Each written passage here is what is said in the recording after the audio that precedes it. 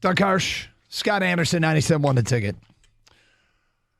All right, every Thursday throughout the NFL season, we swing around the league. It's time for the Wide Night on 4 Down. You know what it's called.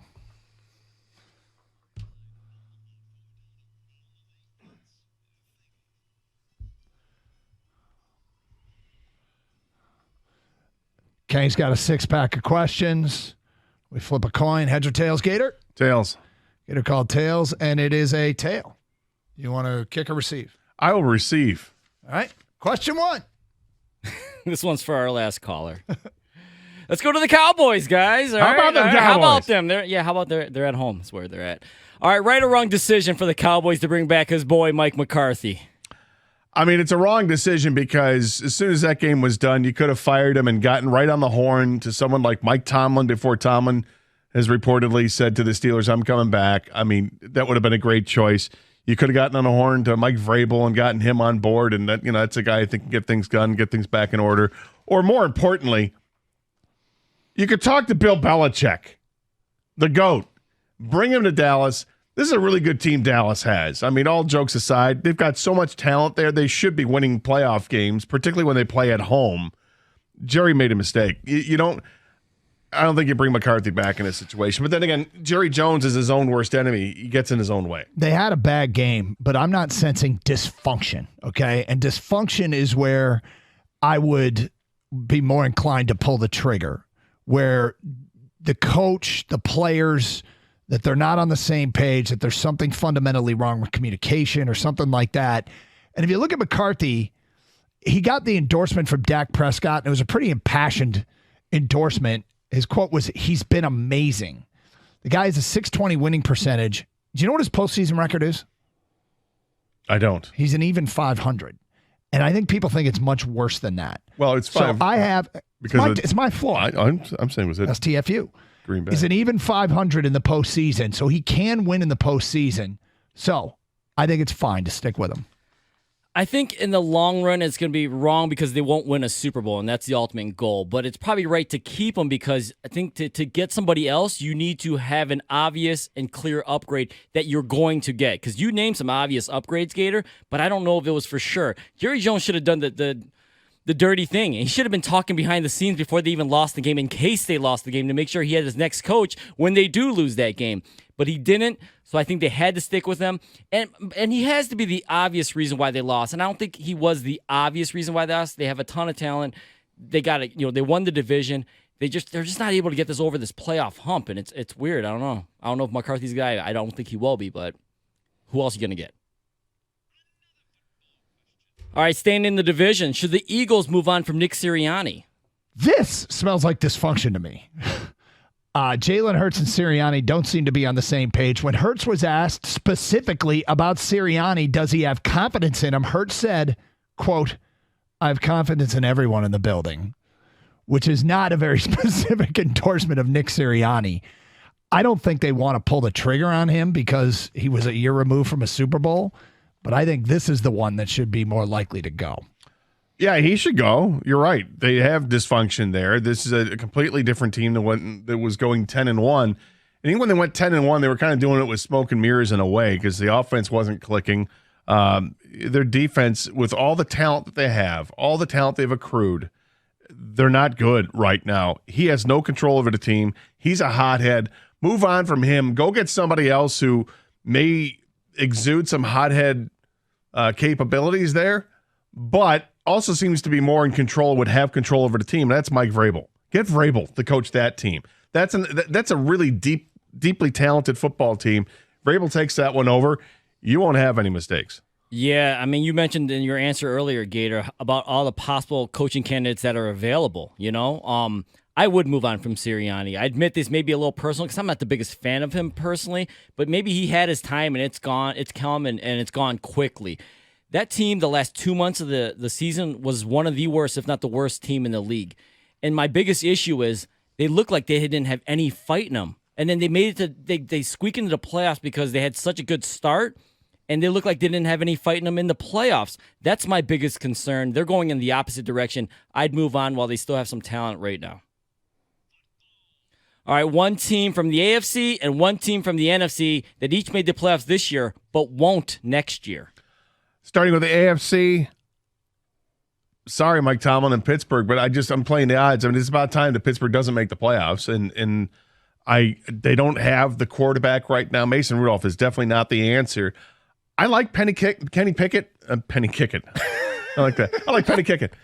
I like Kenny Pickett, but he just needs. He's still a ways away, and I think it's going to take another year before you find themselves in a good standing there. I just think their division is pretty strong anyway, and the AFC is pretty strong. It's awfully competitive there. I think Pittsburgh's a team that's not going to make it from the AFC. From the NFC, I'm looking at the Rams, and they're not getting any younger. They're just not. I mean, Stafford got beat up against the Lions again. They narrowly lost that game, right? They almost beat the Lions, but they didn't. And as they're getting older, it's another offseason here where guys are going to contemplate what they want to do. We know the Rams aren't afraid to make some trades involving some big-name players, and I imagine there's some teams that would be calling and asking about someone like a Cooper Kupp or an Aaron Donald and say, you're willing to move these guys so that they can start rebuilding? I will state that I have nothing against the state of Pennsylvania. But I agree with you about Pittsburgh, and I'm going Philly. Wow. And the reason I'm going Philly is because I think they're going to keep Sirianni, and I do think it's dysfunctional, and I'm not sure they bounce back from that. So I'm going to go with Pittsburgh for many of the reasons you cited, and Philly for the reasons I cited earlier. Well, I'll start with the AFC. Let's just make it 3 for 3. I got the Steelers, too. They were not a good team this year. Mike Tomlin actually deserves some Coach of the Year votes, if you ask me, to get that team into the playoffs. They dysfunctional quarterback position where they know who they were starting, and they end up starting Mason Rudolph, for crying out loud. The defense wasn't what it normally is. TJ Watt's really good, but he was hurt. So, yeah, I got the Steelers not making it next year. As far as the NFC, I like that pick of the Eagles, Doug. I'm going to go with the Buccaneers. Maybe the easy choice because that division is like, who's going to win it next year? The Falcons, the Saints. Maybe the Panthers become good all of a sudden. So I'll just take the Buccaneers as a team not to make it from the NFC. Okay, guys, only the Bears, Saints, and Broncos will be eligible for Hard Knocks to start off the year next year. Who should the NFL pick? Chicago. There's pressure on Eberflus. I think Justin Fields is one of the more exciting young players in this league, and if it's not him, the likely quarterback will be somebody who went 1-1. It's a big market. They'll have other high draft picks. I think Chicago's the choice. Yeah, I agree. It's the Bears. I mean, there's tons of intrigue. You've got the quarterback situation in particular that I'm dying to see what the Bears do.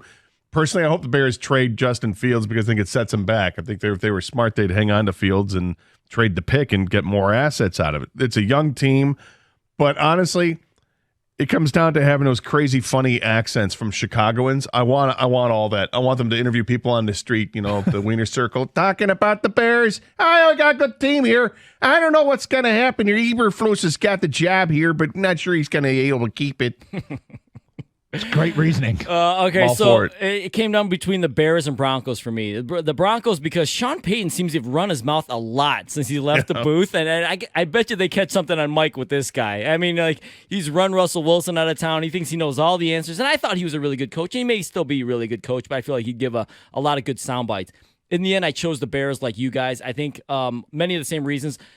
It's either going to be Fields or Caleb Williams, and that, to me, is fascinating. They're in the division. I like to see what goes on over in Chicago.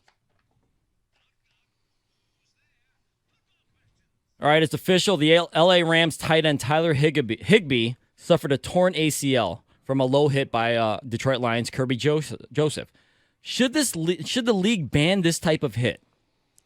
It's tough because you guys are launching themselves at different angles, and players end up getting hit because they drop to different angles. It's so hard to legislate hits.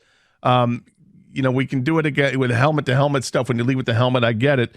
But the Kirby Joseph hit on Higbee, I mean, when I saw the replays of it, I thought he hit him above the knee in the thigh and not directly on the knee. Now, if he's got a torn ACL, I don't know if that ACL can tear from getting hit on the thigh, so maybe it actually was on the knee. They can try to legislate it as much as they can, and it's just going to slow the game down a little bit. It'd be nice to try to get players to take care of each other and not do things like that. But there's also a little bit of responsibility on the quarterbacks to not throw medicine balls up in the area in areas where you are going to get your players potentially hurt. But I've never liked watching the defensive backs go and take out the legs of a wide receiver that has their back to the play. I don't like it. I don't know what the league's to do here because they're outlawing hits to the head. defenseless receiver stuff, helmet to helmet stuff. NFL doesn't officially have a targeting rule, and if you get to the point where you say that hit is outlawed, there's a very small target area for defenders to go tackle. Is this a epidemic? And I don't think it is. The hit was brutal. Okay, it was bad. And you'd hate it for happening to your players, but I kind of go, at some point there's an assumption of risk with the sport of football, and we can't outlaw hits everywhere. So I don't think they can do anything about it. And I think it's more important to protect the head. Yeah, I mean, you can't ban this hit. They can't go high. We already know that. Now they can't go low. Now they're talking about getting rid of the hip drop tackle. What can they do? Now, I know old man Brady said like a month ago, quarterback, he was saying the league's not the same. It's not as good. Yeah, and he kind of got old man on us. But he did mention that one thing I do agree with. I think NFL quarterbacks are getting kind of lazy. They're putting their receivers in these positions where they are able, they're vulnerable and they could get hurt. So I think it's on the quarterback as well. The defensive players, they got to be able to bring you down somehow. I think you cannot ban this. You just got to, Campbell spoke about it. Keep your head up, hitting the thigh area. And as offensive players, you got to realize someone's coming. Protect yourself. Well, they're also being taught to kids are being taught at a younger age now to when they tackle, to kind of do that rolling tackle where you're going at the legs of somebody instead of just hitting, wrapping, and taking them down. So they're going to have to start earlier on to teach them how to tackle correctly. What's your biggest possible overreaction to Super Wildcard Weekend? I think to me it's that Dallas is so overrated. All bark and no bite. It's an overreaction because in reality, they're awfully talented. They ran into a buzzsaw before they even got started against Green Bay. I do think there's talent on that team. Is it as simple as a coaching switch? I think the honest to God, the simplest thing is to tell Jerry Jones to keep his nose out of it. He needs to let somebody run the team, and he needs to just be an owner and sit back and enjoy it and be a fan again rather than being a fan and somebody who's got power to make changes. I think the biggest overreaction is that Green Bay's going to beat San Francisco. Yes, Green Bay looked very good, but this to me is a classic example of an overreaction to what your eyes showed us last. You didn't see San Francisco play last week, and now I feel like this has become the hot pick. San Francisco is really, really good, and we would freaking love it if Green Bay pulled it off. But I think people are way too chesty about the Packers now. Yeah, my biggest possible overreaction is I think C.J. Stroud's going to win an MVP in his career. I mean, this guy, I know it's his first year, and I'm going over the top here, but that guy, he looks amazing. Nico Collins, all of a sudden, I know he had a decent year last year. Nico Collins looks like one of the best receivers in the league, and yes, I think it's largely part because of C.J. Stroud getting him the ball. D'Amico Ryan's over there. I don't know. I got Stroud winning an MVP at some point in his career. That's my overreaction. There you go. And that concludes the Wide 9 Omaha 4 down around the league blitz thingy. We'll have a practice update from the Lions coming up next. And next hour, is this a real thing as it pertains to our football team? That at 11:02. It's Doug Karsh and Scott Anderson. Kang behind the glass, 97.1 The Ticket.